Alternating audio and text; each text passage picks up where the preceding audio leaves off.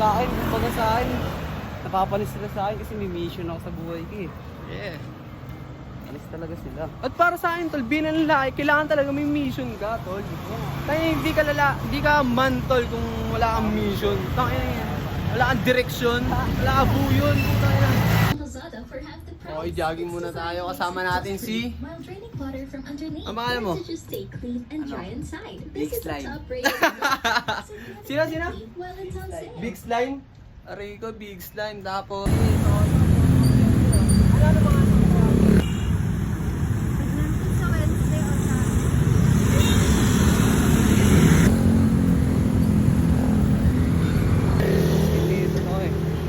Yo! Ito na kami ngayon malapit sa Bilia. Okay lang yan. Pagka nagagamit ko yung mga babae na yun, Ah. nagagamit ko yung mga babae na yun para tulungan ako at tutulungan kami dalawa. Ah. Diba? Kumbaga give and take lang, no? Yes sir! Okay. Tulungan kami dalawa para magkapera. Paano ba yung diskarte na ginagawa mo sa kanila? Ano?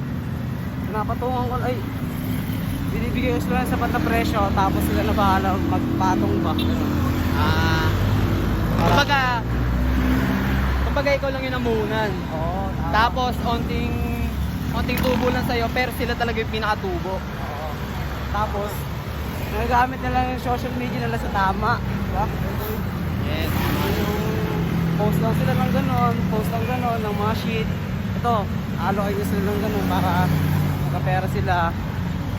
Tapos, yun. Para mag-boom kaming dalawa. Yeah.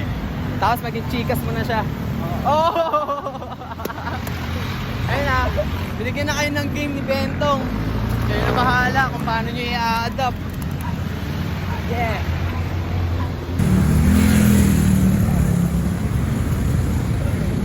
Sige mo ito eh. Hindi, yung pinakatanong mo kasi kanina kung tama ba o mali, sa edad mo na yan. Oo, yun. Tama, di ba? So ngayon, tol, para sa akin, tama naman yung ginagawa mo, tol. Tama naman siya. Pero, ang sa akin lang, tol, kumbaga, sa edad mo kasi na 17, kumbaga dapat, enjoy ka pa rin sa ginagawa mo. Kumbaga, wag kang masyadong seryoso, ganun. Yeah. Kumbaga dapat ano ka pa din, tol. Andun pa rin yung puso ng pagkabata sa'yo. Para sa ganun, tol. Kasi kapag kinilay mo na talaga na parang seryoso ka na sa buhay, tol. Kumbaga yung enjoyment wala na sa'yo, tol. Diba? Kasi parang sobrang seryoso mo na para sa kakakuha ng ano mo, target mo sa ano.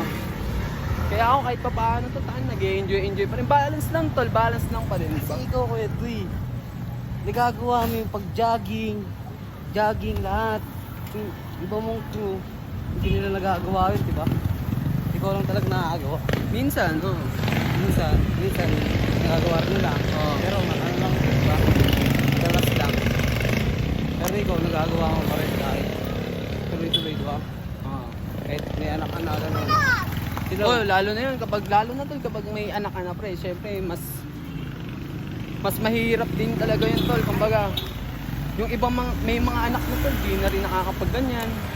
Jogging, exercise, tol. Kumbaga, inom na lang. Kumbaga, puro trabaho, di ba? Inom. Yung rest nila, inom. Trabaho. Oh. Inom ulit. Tapos sa pamilya. Pero gagawin natin, tol, yung yung kakaibang way naman, tol, di ba? Kumbaga, paano tayo magiging Man. as a man, tol, di ba? Ayun yung i-build natin ngayon. Kakaibang lalaki, kakaibang man. Okay na okay yung ginagawa ko. Yeah. Kasi sa ibang kasi okay na okay yung ginagawa ko para sa akin. Kasi sa ibang trabaho ko ito kumbaga, ginagawa nilang hustling, tambay, smoke, kain, tambay ulit. Parang repeat mo. Sa akin, kumbaga sa akin, napapanis sila sa akin kasi may mission ako sa buhay ko eh. Yeah. Alis talaga sila. At para sa akin, tol, bilang lalaki, kailangan talaga may mission ka, tol. Kaya hindi ka man, tol, kung wala kang mission. Tangina yan. Wala kang direksyon, wala kang buyon. Tangina. Kasi nakikita ko sa ito tropa yung G. Ito. Sabi ko, tinuturuan ko nga sila paano maging hustler eh. Umahasling eh. G, mag-hustling ka na G. Kung nga ikaw, G, mag-hustling ka na G. Kumbaga parang may mga extra pera ka, ganun. Kumbaga, yung pera na yun, napapaigot mo. Hindi lang yun sa chongke. Diba? Ganun. And din talaga yung mahirap, tol, kapag nalulong sila sa chongga. Kumbaga doon sila kumukuha, tol, ng ano, ng ligaya, ng happiness, tol, kapag nakaka-chongki sila. Pero ang pinaka ano doon, tol, ang pinaka solid doon kapag hindi ka kapag di ka nagchuchongke pero masaya ka pa din. Eh, ang pinaka mahirap, G, gagi. Kumbaga nafe-feel mo pa rin yung araw mo. Diba? Yun yung pinaka the best talaga doon, tol. Kumbaga wala nang chongke sa ato. Oo, tol. Hindi ko naman sinasabing wala kang chong pero I mean kaya mo pa rin sumaya kahit walang chong Parang ganun.